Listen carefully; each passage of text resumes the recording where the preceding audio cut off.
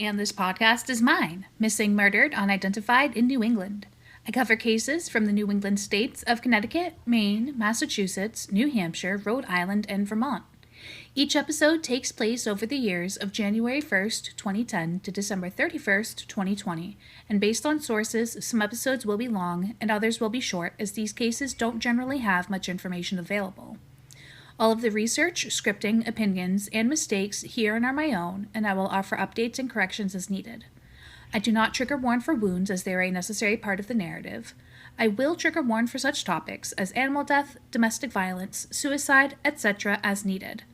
Now with that, please listen in as I tell you about January 2013. January 10th, 2013. 36-year-old father Terrence Dwayne Brown goes by Dwayne, T, or Boogie. He is a black male who was last seen walking away from his residence on January 10th, 2013, and never returning. Friends grew concerned when they didn't hear from Dwayne for a couple of months. Dwayne is 5'9", 200 to 220 pounds, and walks with a limp. Dwayne was rocking a shaved head with sparse facial hair, with brown eyes and a noticeable chipped front tooth. Dwayne was last seen wearing light green jeans, a white zip-up jacket, and green polo boots. Two comparisons have been made. On June 30th, 2021, in Suffolk, Virginia, for a 60 to 78-year-old victim who has since been identified, and on August 14th, 2015, in Bland, Virginia, for an 18 to 80-year-old set of skeletal remains who are still unidentified. Please call 1-860-527-6300, 1-860-757-4000, or 1-518-713-8438 with any information. January 20th, 2013. Rashawn Robbins was only 19 and an Ashley Street resident when he was mercilessly gunned down at 263 Central Street, part of the Six Corners neighborhood in Springfield, Massachusetts. Police ShotSpotter detected gunfire at 2:50 a.m. and discovered Rashawn laying in front of 272 Central Street near the intersection of Pine. Rashawn was shot one time in the shoulder area. Please call 1-413-787-6355 with any information. January 29th, 2013. She gave 200% as a devoted mother to her daughter. Not a day goes by that I don't think of you. When I pass P.F. Chang's or one of the many restaurants and bars we've been to, a small part of me weeps. We spent many nights up late talking, watching movies, and just being friends. I didn't get to say goodbye, and I learned a valuable lesson in that. I will never take anything or anyone for granted again. Sorry it took losing you to realize that. I haven't yet fully accepted what happened to you. I might never. But hopefully you are in a better place. Love you always. Carly was a student of mine at the college she attended. She was a passionately dedicated and hard-working student. The only thing she seemed to love more than school was her daughter. I will remember Carly fondly for many years to come.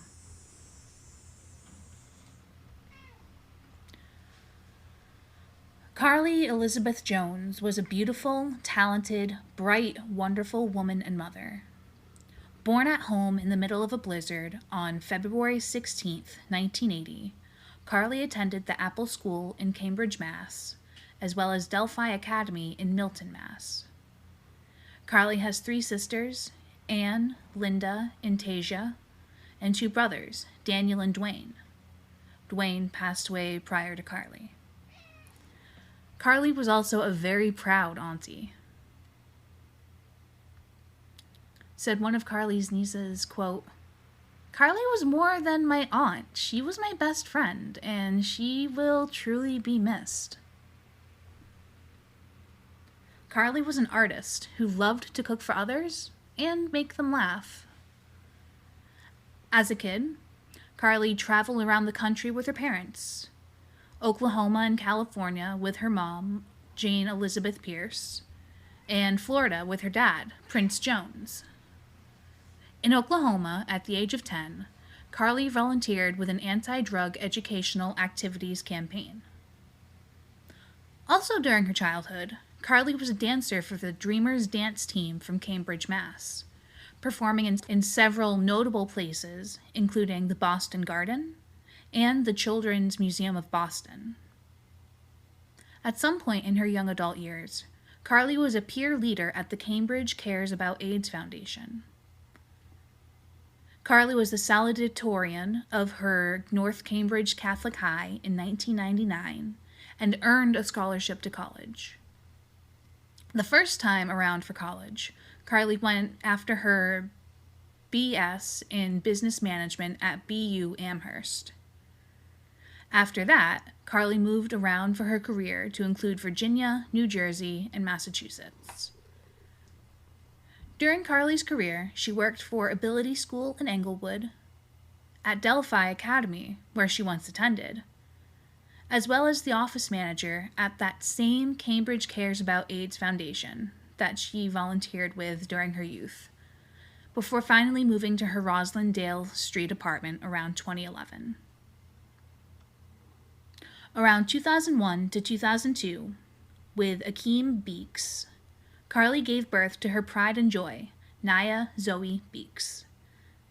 The second time Carly went to college was right around the time of her murder. This time, Carly was attending Boston Architectural College, earning her BA in Architectural Design, which was granted to her posthumously in April of 2013. Around 6:55 p.m. on January 29, 2013, Carly was discovered by a friend who was dropping off Niyah from school. When the unidentified friend approached, she noticed the door was open and told Niyah to wait outside. There were no forced signs of entry at the 28 Fawndale Rd, apartment 3L, Roslindale, Mass. Address. The triple-decker apartment building is just a few blocks away from where Jarvis Lamont Gilmore was shot in December of 2012. After entering the apartment, the friend proceeded to look for Carly, finally discovering her in the bedroom. Carly was discovered slumped over the bed, suffering from multiple gunshot wounds to the back of the head. Carly was declared deceased at the scene. Homicide investigators found a small amount of undisclosed drugs at Carly's apartment, according to 2 officers with knowledge of the case. Carly's mom, Jane, broke the news to her siblings, and one of Carly's nieces broke the news to Jane. Carly's service was held at the J.B. Funeral Home in Roxbury, Mass., and Carly is commemorated at the Garden of Peace.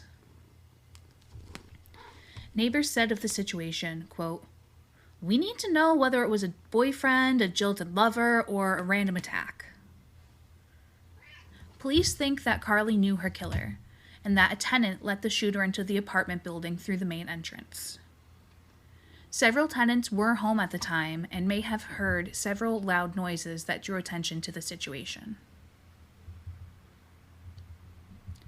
I have 2 other children living. I have 5 grandchildren and 4 great-grandchildren, and I love each and every one of them. But there's still this emptiness. You know, there's like this really vast and deep loss because I lost this one person. Jane Pierce said of her daughter Carly Jones's murder. The motive for murdering Carly remains unclear. Police are interested in what friends and neighbors have to say regarding Carly at the time of her murder. Please reach out to BPDhomicide at pd.boston.com or 1-800-494-TIPS. January 1st, 2013. On New Year's Day 2013, a white, Caucasian female was discovered in Clinton, Mass. At her residence. The deceased woman was 4'8", 99 pounds, with 5-inch long brown hair and brown eyes. The woman was between the ages of 69 to 71 and had a healing incision at her lower left abdomen. All of her parts were recovered, but she was unidentifiable due to decomposition and putrefaction.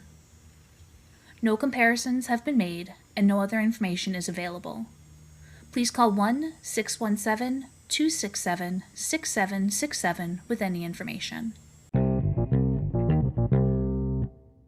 If you have any questions, complaints, or concerns about the podcast you encountered here today, please message me at minepodcast@gmail.com. That's mine with 2 M's, 2 I's, 1 N, 1 E at gmail.com. And thank you so much for listening. Later, y'all.